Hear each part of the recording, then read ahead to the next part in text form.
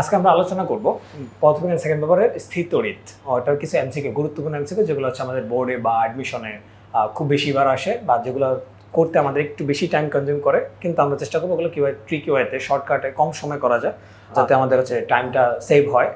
ওই প্রসেসগুলো আমরা দেখবো আজকে। যেমন হচ্ছে দুইটা টপিক আমরা সিলেক্ট করছি, যার জন্য হচ্ছে একটা হচ্ছে বিভব আর হচ্ছে প্রাবল্য, যেগুলোর জন্য আমাদের একটু বেশি টাইম কনজিউম হয়। যেমন হচ্ছে ফার্স্টে দেখো এখানে বিভবের একটা এমসিকিউ দেওয়া আছে, লিখে একটা আয়তক্ষেত্র বা বর্গক্ষেত্র দেওয়া থাকবে, বলবে যাচ্ছে যে কোনো একটা শীর্ষবিন্দুতে কত চার্জ স্থাপন করলে কেন্দ্রে বিভব শূন্য হবে। তাহলে মেইন টাইপটা কি, কেন্দ্রে বিভব শূন্য হতে হবে। তো যে কোনো একটা শীর্ষবিন্দুতে কত চার্জ স্থাপন করলে, তো দেখো এখানে তিনটা শীর্ষবিন্দুতে তিনটা চার্জ দেওয়া আছে, 6 কুলম্ব, 7 কুলম্ব, 9 কুলম্ব। তো এখন বলছে চতুর্থ শীর্ষবিন্দুতে কত চার্জ স্থাপন করলে এই কেন্দ্রে বিভবটা কত হবে, 9 ভোল্ট হবে। তো দেখি এই ক্ষেত্রে আমরা কি করবো, লেন্থি প্রসেসটা না করবে, শর্টে জাস্ট তিনটা শীর্ষবিন্দু চার্জগুলো আমরা কি যোগ করবো। তাহলে কত হয়, 6 + 7 + 9, 7 6 13 22, 22 কুলম্ব হয়। মোট চার্জ হয় কত, 22 কুলম্ব।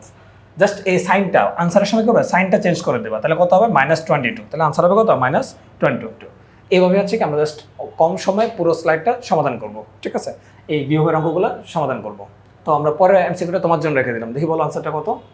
এই একটা শীর্ষবিন্দু কত, 10 কুলম্ব, আরটা কত -6, আরটা কত 9 কুলম্ব। তাহলে কত দাঁড়ালো, 10 প্লাস মাইনাসের 6 কুলম্ব প্লাসের 9 কুলম্ব, কত দাঁড়ায়, 10 আর -6 4, 4 9 কত 13, প্লাসের 13 কুলম্ব। তাহলে আনসারটা কত হবে, -13। তাহলে এই যে -13, ঘ আনসার। তারপর একটা আসি, এবার আসি প্রাবল্য। প্রাবল্যের একটা ব্যাপার আছে, যেটুকু যেমন লেখা আছে 4 কুলম্ব মানে দুটি চার্জের মধ্যবিন্দু দূরত্ব কত, 10 মিটার। চার্জের ঠিক মধ্যবিন্দুতে প্রাবল্য কত। যদি এই টাইপের কোশ্চেন থাকে যে ঠিক মধ্যবিন্দুতে প্রাবল্য কত, প্রাবল্যের জন্য আমাদের অনেক লেন্থি প্রসেস এটার ক্ষেত্রেও করতে হয়। ওভাবে জাস্ট একটু শর্টে চিন্তা করবো, একটা নোট বা একটা ট্রিক্স, একটা কথা ওয়ার্ড মনে রাখবেন। সেটা হচ্ছে কীরকম, দুটো যদি সমান চার্জ হয়, দুটি সমান চার্জের ঠিক মধ্যবিন্দুতে প্রাবল্যের মান সর্বদা শূন্য। এক্ষেত্রে কোনো ক্যালকুলেশনের প্রয়োজন নেই। তাহলে ওটা কি দাঁড়ালো, 10 মিটার অর্ধেক কত, ঠিক মধ্যবিন্দু 5 মিটার। তাহলে 5 মিটার কি হবে, প্রাবল্যের মানটা শূন্য হবে। জাস্ট লক্ষ্য রাখতে হবে কি, ঠিক মধ্যবিন্দু এবং দুইটা চার্জের মান কি হবে, সমান হবে। যেমন পরের এমসিকিউটা দেখো, 10 কুলম্ব মানে দুটি চার্জের ঠিক মধ্যবিন্দুতে প্রাবল্য কত। ঠিক মধ্যবিন্দু বললেই দূরত্ব হিসাবটা প্রয়োজন নেই, ঠিক মধ্যবিন্দু প্রাবল্য কত হবে, 0 কুলম্ব, 0 নিউটন পার কুলম্ব।